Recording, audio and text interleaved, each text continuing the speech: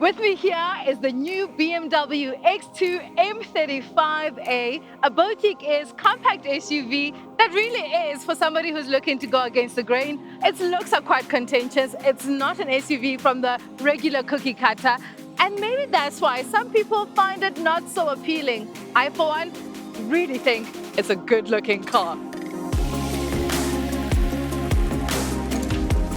Up front, it has this illuminating M-kidney grille, which I first saw on the XM, and that's another car that people didn't really gravitate towards. I think it looks amazing on this. It also gets these full LED lights with the chevron detailing on the inside, and below that you also have an M-specific front splitter.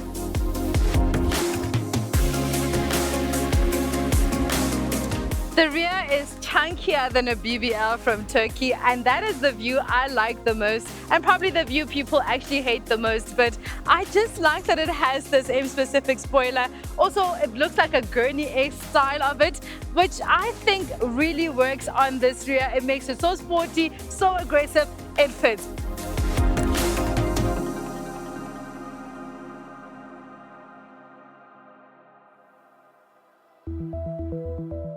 In the cabin, this M35i sports a dual-tone leather trim, which I quite enjoy because the contrast of that red on black, it really is amazing. It feels so aggressive and sporty, and I think in any BMW, this would definitely be my pick.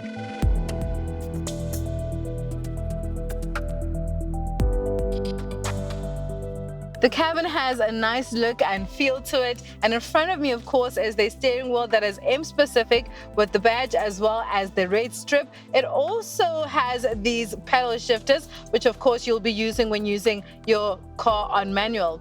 In front of me is the curved LED display screen. The digital screen does use the new operating system, the System 9, which does feel like it has a bit of lag and some bugs in it. I do feel like that is going to be rectified soonest, so it's nothing to really worry about for now.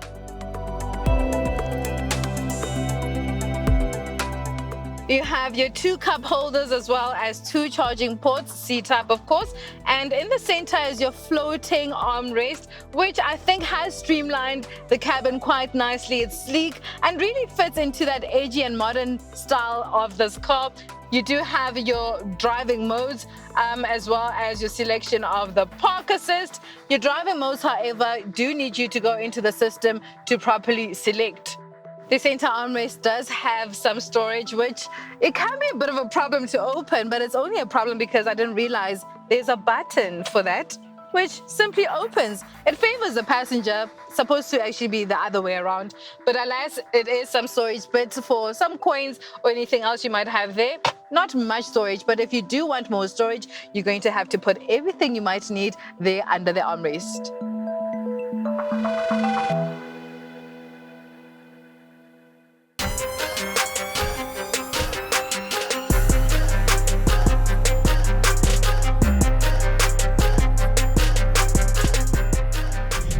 Comes in two derivatives, the xDrive 18i as well as the M Performance 35i, which I am currently in right now, which scores M-specific adaptive tuning and adaptive M suspension as standard.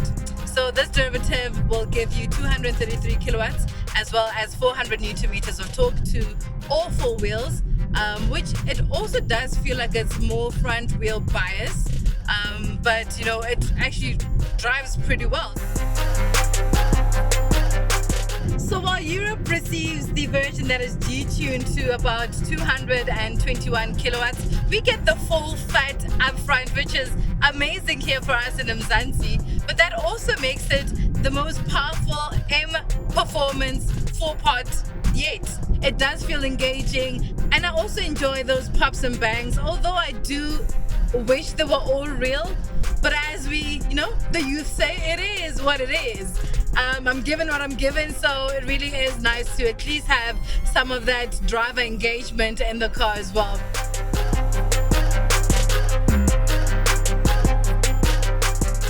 The steering wheel is nicely weighted and accurate as well, with nice feedback, so you really will have fun driving this car.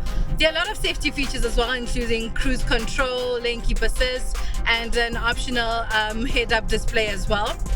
So while the view up front is clear and wide, that's not the case in the rear, because that rear from the styling just makes it so small and narrow to see. But because it's a coupe-esque design, you sort of do expect that to be the case.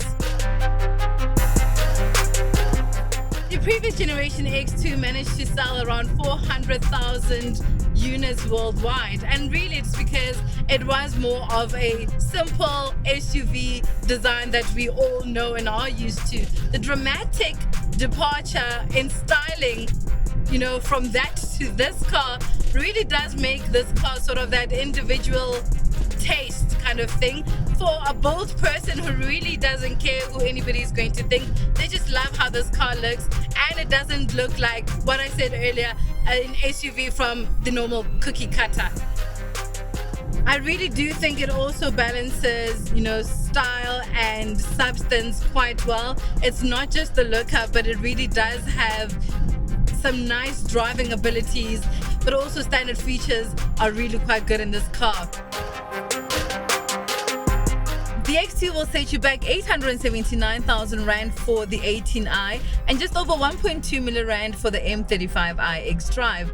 If you are looking for more practical choices, you could look at the Volvo XC40, the Audi Q2, or even within the BMW stable and go for the X1. However, if you are looking for something a little bit more daring, sexy, and just out the box, I think the BMW X2 is worth considering.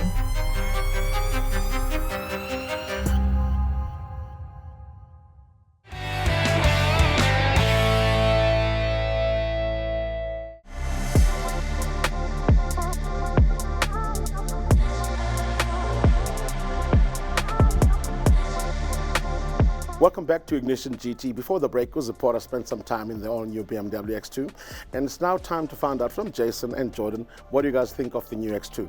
I don't think the pictures really did too much justice. When I saw it in the flesh for the first time, I wouldn't say instantly fell in love with it, but it really works in a way that I wasn't expecting. I think the first generation really looked a bit like a pumped-up hatchback. Right. Whereas this one it's a bit more confident in its skin as a sort of coupe SUV of sorts. I mean, it's almost 200 millimeters longer than the previous one, and it's almost grown half a size to the point where it's news broke this last week as well that BMW are discontinuing the X4 because the X2 is really just almost filling those shoes. And and the market actually likes those kind of smaller SUVs. Jordan, what did you think of the interior?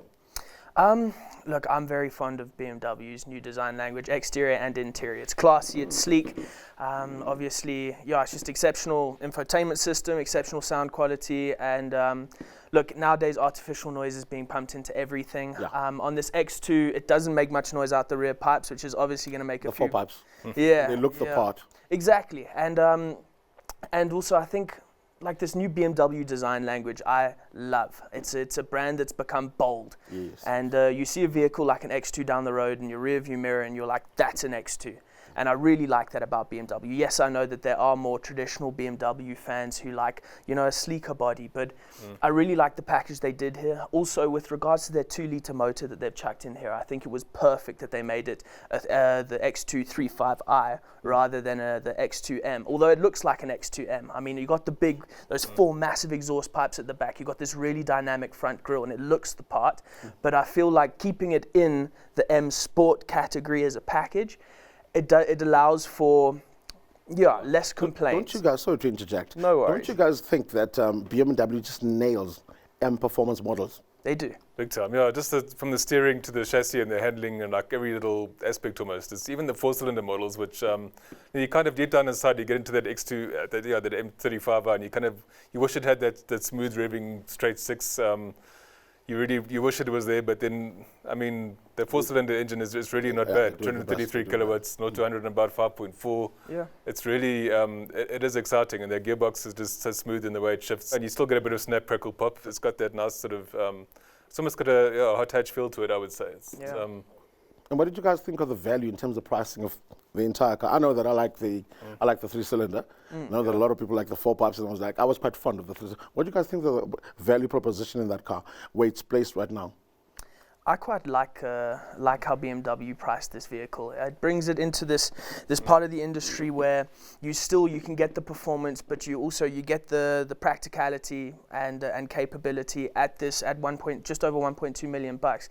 And I mean, for that price, you're looking at any of the BMW XM cars are closer on the 2 million bar mark. So I feel like it really offers great performance for good value. What would you say is this car's competition in our current market right now?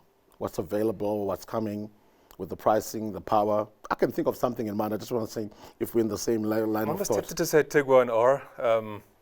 Bang. And that's anything that sort of, I think is very good value for an M Sport BMW model, but with the Tiguan R being around the $1 million mark, you kind of think, well, it is cheaper, but it also doesn't have that special feel that the X2 M35i has. I mean, it's just, it basically looks like a Tiguan on nice rims. I mean, But is it worth it though? Do we think, can we project that this BMW is going to hit sales with this one? Because the first gen seemed to do quite well, but I think they just missed it on the engines. And this one, they seem to have actually aced it quite nicely. Do you think there's a need for a diesel model in this car? Yes.